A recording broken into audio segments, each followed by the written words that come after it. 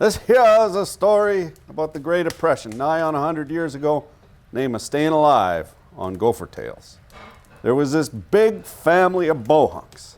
They were Ukrainian, a good, hard-working people, but somebody in a land office in Europe or Winnipeg had sold them the worst piece of land in the whole of Shoal Lake Country. Even in the good times, they could expect a fine crop of Russian thistle and mustard.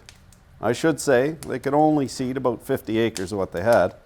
They sure got hooked by that land agent, but it was land, and when you come starving from the Ukraine, it don't matter what land it is.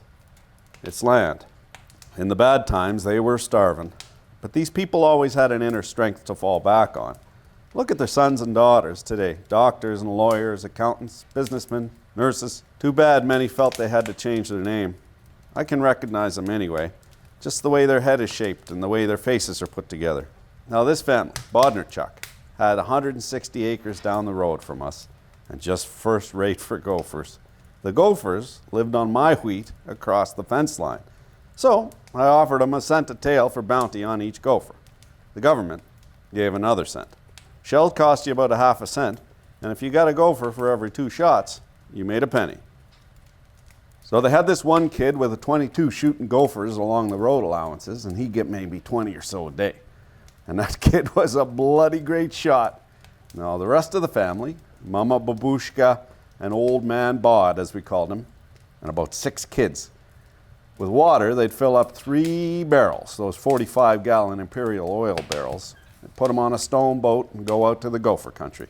They'd drive the horse to a colony of the critters, and each kid and mama would put her foot over a hole. And they had a couple of scruffy dogs, and they'd set them by the 2 other holes. Gophers, you know, are always digging fresh holes. So old Bod would go to the ones with the new dirt around them and start pouring in pails of water. Don't take much to fill up a gopher hole, or a set of them. And the things panic, too. You can hear them squeaking warnings to each other. One of the kids would yell out in Uki, and that had meant she felt something push against her foot.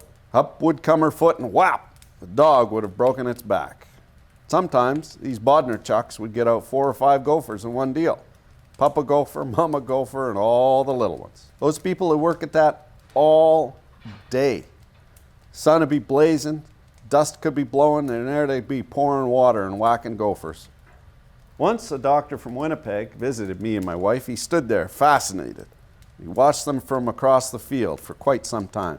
He said it was like a scene out of one of them crazy Russian novels. I figure I kept those people eating for about 3 summers, me and the government.